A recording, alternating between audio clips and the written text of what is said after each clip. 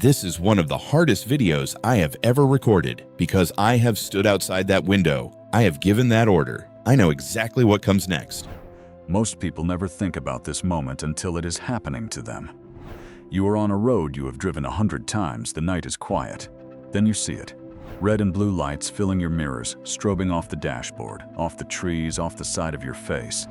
Your hands go to the wheel without thinking. Your chest tightens. You pull over onto the shoulder. You lower the window halfway. You have your license out before he even asks for it. You are doing everything right. Then the officer takes your documents, steps back to his patrol car, and you sit there in the silence waiting. The radio crackle from somewhere in the dark, the cold air through the half-open window, the hum of passing traffic. Your own breathing louder than it should be. You look in the side mirror, you can see him there, running your plates, the glow of his screen. 2 minutes pass, 3, and then he comes back, he leans down, he looks at you, and he says the words that most people have never once prepared for. Step out of the car. That is all he says. No reason, no explanation. Just those words, and most people open the door without thinking. That reflex is exactly what this video is about. That movement, hand reaching for the door handle before you have asked a single question, is the mistake this entire video is built around. Not because stepping out is always wrong, not because officers are the enemy, but because in that one instant, before your hand moves, before the door swings open, before you say yes without knowing what you are agreeing to, there is a window, a 5-word window. And in all the years I spent on the other side of that window, I watched person after person reach for that door handle without ever using it. I know what officers are looking for the moment they give that order. I know what compliance without clarity looks like from where they are standing. And I know what it costs the person inside the car when they give it away before they understand what they just agreed to. Nobody, not schools, not parents, not any system most people grew up inside, ever taught them that there was anything else they could do. There are 5 words that can legally and calmly pause that moment. Not to fight, not to refuse, to make the encounter honest before it moves forward. Stay with me. Those 5 words are coming. But first you need to understand something that changes how you hear them. The phrase alone is not enough. I have seen people use the right words at the wrong moment, in the wrong tone, while doing the wrong thing with their hands, and it made everything worse. So what I am giving you today is not just a phrase, it is a system. 3 conditions that make this moment dangerous. 3 protective actions. 3 pressure tactics you need to recognize. 3 mistakes that destroy the protection. And one more thing that almost nobody covers, what you do if it is already too late, if you already stepped out, if you already answered questions you were not required to answer, if the moment already moved past you before you knew what was happening. That part is in here too, and it matters just as much as everything else. Subscribe to this channel. This information could protect someone you love tonight. Let me start with the 3 conditions that make a step-out order dangerous, because the danger is not always the order itself. The danger is the situation that forms around you before anyone says a word. The first condition is not knowing whether the order is a command or a request. There is a real and significant difference. A lawful detention with specific justification creates one kind of encounter, one with legal weight and a defined set of expectations. A casual request during a voluntary stop creates an entirely different encounter. When you exit the car without knowing which one you are in, you collapse that distinction completely. The officer does not have to clarify it after you have already moved. The door handle, the open door, your feet on the pavement, that sequence has already said yes for you, without limits, without conditions, without any record of what was required and what you gave away because you were nervous and wanted the moment to end. The second condition is no documentation, no recording, no witness. Nothing that can later confirm what was said in what order and what you agreed to. On a dark road at 11 at night with no one else around, the only record of that encounter is what each person remembers afterward. Memory is selective, memory changes under stress. Memory has been wrong in ways that mattered enormously to people who could not go back and correct it. If you are legally permitted to record in your state, and you can do so safely without creating conflict, that record can matter more than anything else in those next 5 minutes. No witness, no recording, no clear reason stated, that is the shape of the danger. The third condition is the casual conversation trap. The exit order lands, you comply. The officer shifts his tone easier, more relaxed, and asks a simple question. Where are you coming from tonight? Who were you with? How much have you had to drink? And your nervous system, flooded with relief that the physical tension has passed, starts answering. You are not under oath. You are not required to narrate your evening. But the relief of movement of the word routine, of wanting the encounter to simply be done, that relief produces words you never meant to say in a sequence you never meant to create. 3 conditions before a word is spoken. You do not know if it is an order or a request. No documentation. Casual questions after you move become a record you never meant to create. Now the phrase before your hand moves, before the door opens, before fear turns into permission without you ever consciously choosing it, you stay still. Hands on the wheel, visible, not reaching. Voice calm, body quiet. And you say, "Am I being detained, officer?" 5 words. I know what you are thinking. That is it? Yes, that is exactly why it works. It is not aggressive. It is not a legal challenge. It is not a trap. It is a genuine question that requires an honest answer. It resets the moment from automatic compliance to stated reason. The officer now has to name what is actually happening. Either you are being detained, in which case there is a specific legal basis, or you are not, and the nature of the encounter has just changed in a way that matters. Either way, you now know what situation you are actually in. That knowledge is not confrontational. It is the foundation of cooperating correctly instead of cooperating blindly. The words, the timing, and the stillness, those 3 things together are what make it work. Am I being detained, officer? 5 words. Calm, respectful. Before you move, before you open that door. Say it once, clearly, hands still on the wheel, and then wait for the answer. The power of this phrase is not that it is magical. It does not force anyone to back down. The power is that it changes the moment from movement to meaning, from reflex to clarity. Now let me give you the follow-up phrase, because sometimes the officer will answer with something vague. Routine stop. Just procedure. Come on, don't make this difficult. Those are not answers, they are pressure. When you hear them, you do not argue. You do not quote a statute. You say calmly, "I understand, officer. I am not trying to make this difficult. I am asking for the specific reason so I can cooperate correctly." That follow-up does 2 things at once. It reaffirms your cooperation, out loud, on the record, in the tone of someone genuinely trying to do the right thing.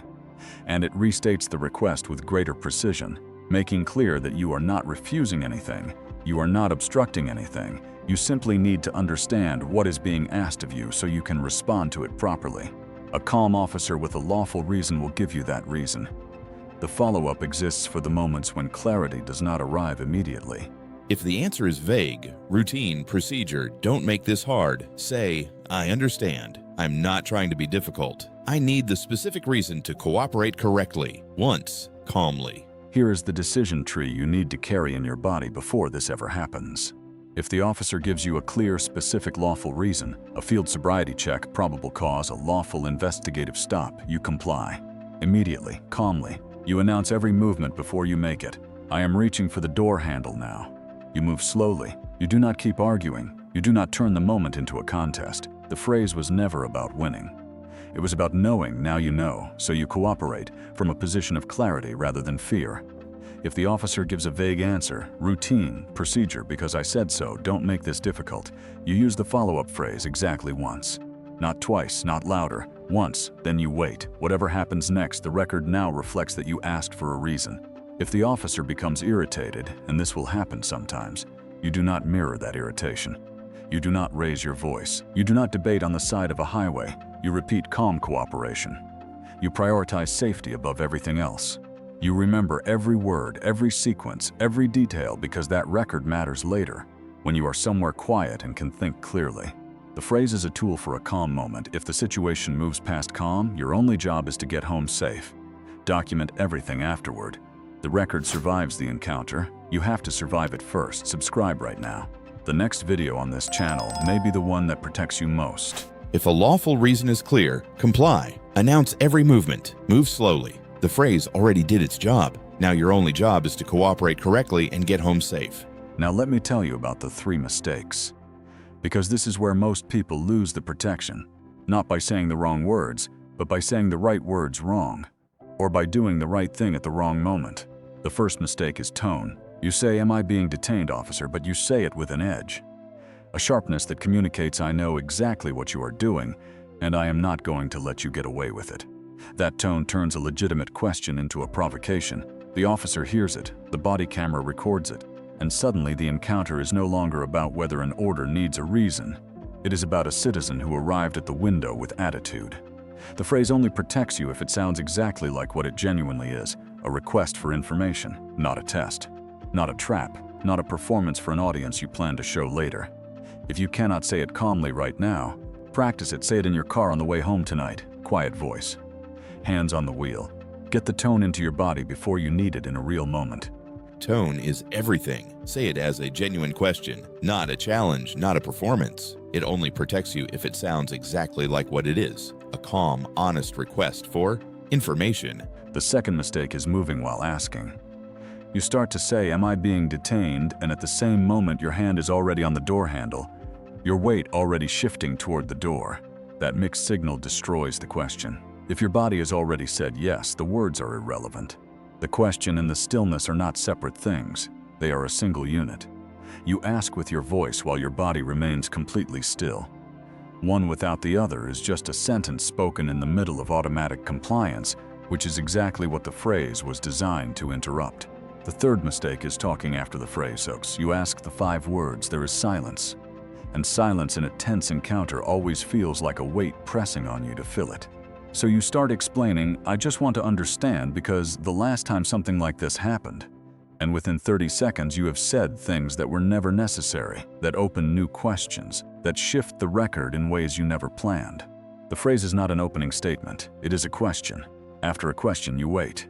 The silence is not your responsibility to resolve. Do not fill it. After those 5 words, stop. Stay completely still. Do not explain. Do not fill the silence. Let the question stand. Your voice already did its job. Now your quiet finishes it. Now let me show you 2 versions of the same moment. First version, 11:47 at night, a 2-lane road outside of town, no other traffic. The lights come on behind you, red and blue, sudden and strobing through the rear window. You pull over onto the shoulder, gravel under the tires. You put it in park and leave your hands on the wheel. The flashlight sweeps across the interior. He takes your license and registration and goes back to his car. 2 minutes of nothing but the engine ticking and your own breathing, then he comes back. He leans down. He says, "Step out of the car." And you say, quietly, clearly, your hand still on the wheel, your body not moving, "Am I being detained, officer?" He pauses. He tells you that you were drifting toward the center line and needs you to step out for a field sobriety check. You say, "I understand. I am going to open the door slowly now." You open it. You announce every movement. You cooperate from a position of clarity because you asked first and received a real answer. The encounter continues, but it continues differently than it would have if you had simply moved without asking. Second version, same road, same night, but this time you already stepped out before asking. The order came and you moved, nervous, automatic. The officer begins asking questions. "Where are you coming from tonight? Have you had anything to drink?" You have already answered 2 of them before your brain catches up to the fact that the conversation has shifted. You stop, 1 breath. You say, "Officer, I want to cooperate correctly. Am I required to answer that, or am I free to remain silent?" It is not the same as asking before you moved. The first 2 answers are already given, but you have just drawn a line at this question. You have changed the record going forward. After the encounter ends, you sit in your car under a parking lot light and open your notes app immediately, before you call anyone, before you drive, and you write down every word. His words, your words, the sequence, the time. You drive home with that record intact, even if the first 2 minutes did not go as they should have. 2 versions of the same moment. One asked before moving. One drew the line mid-encounter. Neither is perfect, but both are better than silence. The phrase works wherever you choose to use it. I want to say something directly. This is not a guide to resisting police. It is not anti-police. It is not designed to make anyone's job harder or to create conflict where there does not need to be any. The officers I worked alongside were mostly doing their jobs correctly, and most of them would answer a calm question without irritation, because they had a lawful reason and nothing to hide. A calm citizen asking a legitimate question is not a threat to an officer who can state what they are doing. Knowing your rights is not disrespect, it is the difference between cooperation and blind compliance. Blind compliance is not safety, it is not respect.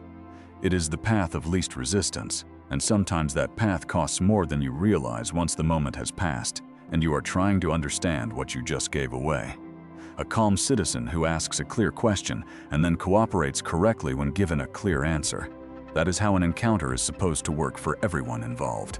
Knowing your rights is not disrespect. A calm citizen asking a clear question cooperates better, not worse. The system works when both sides know what is actually happening. Now here is the part almost nobody covers. What if it is already too late? What if you are watching this after the encounter already happened? What if you already stepped out before asking? What if you already answered questions you were not required to answer? What if the officer already searched the vehicle and you said yes because you were frightened or because no one had ever told you that you could say anything at all? Here is what you do. You do not panic. You do not grab anything. You do not argue physically or try to undo what already happened. What is done in that moment is done, but the record going forward is still yours to shape. If you are still in the encounter, stop, take one breath. Say clearly, "Officer, I want to note that I stepped out voluntarily. I was not told this was a lawful order.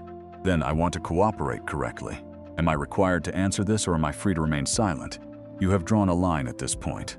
Not retroactively, but going forward from here, the record reflects that you asked. That can matter. If the encounter is already over, get somewhere safe first. Then write down every word before you do anything else. His words, your words, what was asked, what you said, what you consented to, and what happened without your explicit consent, right before you call anyone. That record, created in the minutes immediately after the encounter, is the most accurate account that will ever exist. Memory fades fast under stress. If something came out of that encounter that concerns you, speak to a lawyer before deciding anything. The argument that matters now does not happen on the side of a road. It happens somewhere else with someone qualified to read that record. The phrase is not lost because the moment passed it by.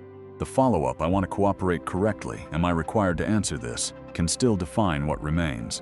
You cannot reclaim what already happened, but you can hold the line from here. Here is the full system, one final time. The 5 words, "Am I being detained, officer?" Say them before you move. Hands visible, body still, voice calm. Follow up if needed. "I understand, officer. I am not trying to make this difficult. I am asking for the specific reason so I can cooperate correctly." 3 conditions that create danger. Not knowing whether the order is a command or a request, no documentation of what was said, and casual conversation that builds a record you never intended.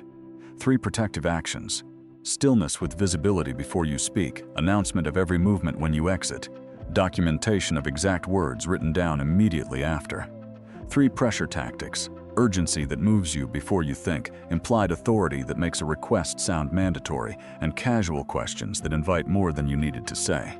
3 mistakes, right words in the wrong tone, moving while asking, and filling the silence after the phrase. If it is already too late, draw the line going forward, document everything immediately, and get legal help if needed.